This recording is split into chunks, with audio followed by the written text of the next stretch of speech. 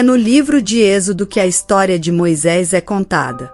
Êxodo, significando saída ou partida, retrata a libertação do povo de Israel do Antigo Egito. Os israelitas foram escravizados na época por serem um povo forte, ameaçando os egípcios, que temiam uma guerra que não poderiam vencer devido à sua menor quantidade. Para evitar um conflito impossível, os egípcios tornaram os israelitas escravos, imaginando que isso impediria o aumento do povo de Israel. No entanto, quanto mais os egípcios maltratavam os israelitas, mais eles se multiplicavam.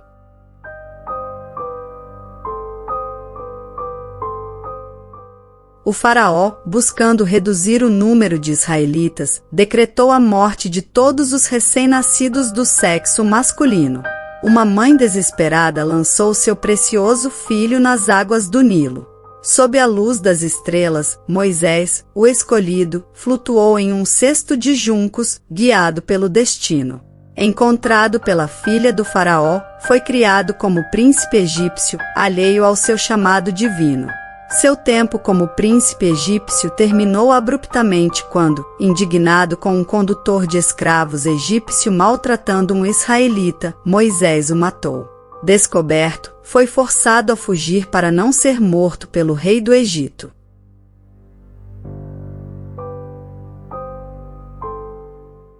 Um dia, Moisés levou o rebanho que cuidava para o outro lado do deserto e foi ao Monte Sinai, o Monte Sagrado.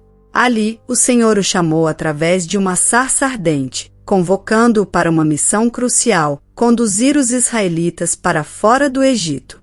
Moisés apresentou algumas razões pelas quais não deveria fazê-lo. Primeiro, ele disse que era insignificante. Em seguida, ele disse que era ignorante e não tinha nada a dizer.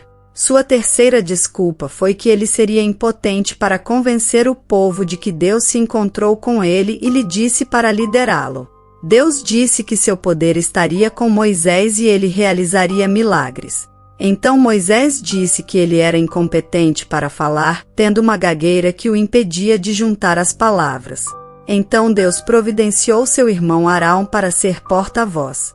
E assim, Moisés emergiu como um líder, marcado por milagres que ecoam através dos séculos. Desde a vara que se transformou em serpente até as pragas que desafiaram o poder do faraó, sua vida foi uma série de eventos sobrenaturais. Seu vínculo direto com Deus o moldou como o condutor ungido de mais de 2 milhões de israelitas.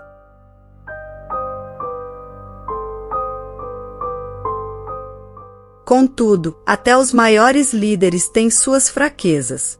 Perto do final de seus 40 anos de jornada, o povo de Israel chegou ao deserto de Zin e se revoltou contra Moisés e Arão por falta de água. Moisés e Arão, após se ajoelharem diante de Deus na tenda, receberam a instrução divina de falar com a rocha para que a água surgisse e matasse a sede do povo e dos animais. Consumido pela ira devido à rebeldia do povo, Moisés perguntou impulsivamente se teriam que fazer a água sair da rocha. Em seguida, bateu 2 vezes com o cajado nela. O erro de Moisés não foi apenas desobedecer a uma ordem direta de Deus, mas também deturpar Deus ao povo. Moisés, de maneira flagrante, contrariou uma ordem direta de Deus que o orientava a simplesmente falar com a rocha. Contudo, em um gesto impulsivo, ele optou por golpear a rocha com seu cajado. Anteriormente, em uma ocasião em que Deus providenciou a água de uma rocha, a instrução dada a Moisés foi clara: usar o cajado para golpear. No entanto, as circunstâncias eram diferentes desta vez. Deus desejava que Moisés expressasse sua fé, especialmente considerando a proximidade que compartilhavam após tantas experiências juntos. Não era necessário recorrer à força, tudo o que Moisés precisava era obedecer e confiar que Deus honraria sua promessa. O curioso é que Moisés acabou recebendo crédito pelo milagre, como se fosse o verdadeiro artífice, quando, na verdade, Deus era quem realizava o extraordinário. Ao questionar as pessoas reunidas junto à rocha, Moisés aparentemente tentou assumir para si mesmo o mérito pelo milagre, inclusive atribuindo a Arão um papel que era na verdade, de Deus. O Senhor repreendeu Moisés, afirmando que ele e Arão quebraram a fé na presença dos israelitas em Meribá, no deserto de Zim, por não defenderem a santidade de Deus. Além disso, em 1 aos Coríntios, capítulo 10, versículo 4, diz: "E beberam da mesma bebida espiritual, pois bebiam da rocha espiritual que os acompanhava. E essa rocha era Cristo." A metáfora da rocha que oferece água é utilizada como símbolo de Cristo em 1 aos Coríntios, capítulo 10, versículo 4. Tal imagem também é mencionada no livro de Êxodo, capítulo 17, versículo 6, quando a rocha foi golpeada, assim como Cristo foi crucificado uma vez, conforme Hebreus, capítulo 7, versículo 27. Ao contrário dos sumos sacerdotes anteriores, Cristo não precisava oferecer sacrifícios diários primeiros pelos seus próprios e depois pelos pecados do povo. Ele se sacrificou de uma vez por todas ao se oferecer. A interação de Moisés com a rocha em Números 20 pode ser interpretada como uma representação da oração. Da mesma forma, Jesus foi golpeado uma vez, continuando a fornecer água viva àqueles que oram com fé a ele. Quando Moisés, em sua ira, golpeou a rocha, ele inadvertidamente destruiu a tipologia bíblica, crucificando Cristo novamente. Deus instruiu Moisés a golpear a rocha em Êxodo 17 para estabelecer uma imagem de Cristo como Redentor. A Bíblia frequentemente retrata Cristo como nossa rocha e pedra angular, morto uma vez por todas por nossa salvação, produzindo correntes de água viva, simbolizando a salvação. O hebraico enfatiza que nenhum outro sacrifício pelos pecados é necessário. Deus pretendia que Moisés golpeasse a rocha no deserto apenas uma vez, retratando Jesus sacrificado uma vez para trazer salvação. Em Números 20, Deus instrui Moisés a falar com a rocha para preservar a imagem criada em Êxodo 17.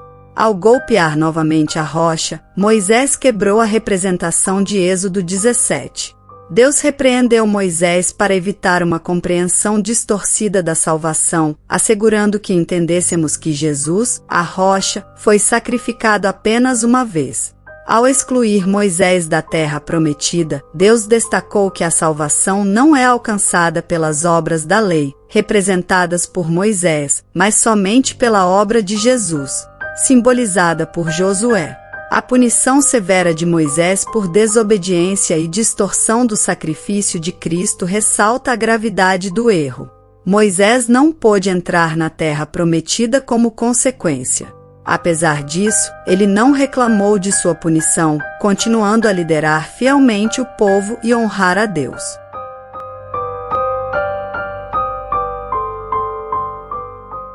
Moisés morreu sozinho, apoiado na rocha no topo do Monte Nebo, olhando para a terra prometida do outro lado do Jordão, que nunca pisaria. Deus cumpriu sua promessa, revelando a Moisés toda a extensão da terra antes de sua partida. Moisés, o servo do Senhor, morreu na terra de Moabe, e Deus mesmo o sepultou num local desconhecido, sem que ninguém conhecesse seu túmulo. Deus, ao sepultá-lo em um local oculto, preservou o legado de Moisés e evitou a idolatria.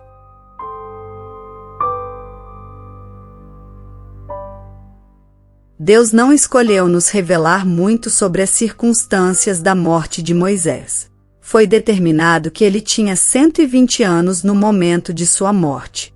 Deuteronômio capítulo 34, versículo 7.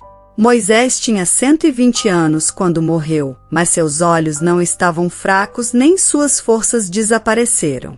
Apesar da idade, Moisés ainda estava no auge quando foi chamado para casa. Em Judas há uma referência interessante à disputa pelo corpo de Moisés. Judas, versículos 8 a 9. Da mesma forma, esses sonhadores contaminam o próprio corpo, rejeitam as autoridades e difamam os seres celestiais. Contudo, nem mesmo o arcanjo Miguel, quando estava disputando com o diabo acerca do corpo de Moisés, ousou fazer acusação injuriosa contra ele, mas disse: "O Senhor o repreenda." Esta é uma passagem interessante porque se refere a um evento não registrado no Antigo Testamento. Também não está claro porque haveria uma disputa sobre o corpo de Moisés. Existem algumas teorias, mas ninguém sabe ao certo. Alguns acreditam que Satanás pode ter tentado reivindicar o corpo de Moisés para usá-lo como objeto de adoração para os israelitas. Outros acreditam que Satanás queria expor o corpo de Moisés aos israelitas como uma forma de desonrar a ele e a Deus. Seja qual for o motivo, o arcanjo Miguel não condenou Satanás, mas disse: "O Senhor te repreenda". Isso implica que havia uma autoridade superior cuidando da situação. Miguel, com seu próprio poder, não repreendeu Satanás. Ele se submeteu ao Senhor. A disputa sobre o corpo de Moisés é um mistério. Algumas coisas não foram feitas para sabermos nesta vida. Muito obrigada por ter assistido o vídeo até aqui. Não se esqueçam de deixar seu gostei nesse vídeo, se inscrever no canal e ativar o sininho para receber mais conteúdos edificantes como esse. Compartilhem com seus amigos e familiares e vamos fazer com que o Evangelho chegue a mais pessoas. Que Deus os abençoe e até o próximo vídeo.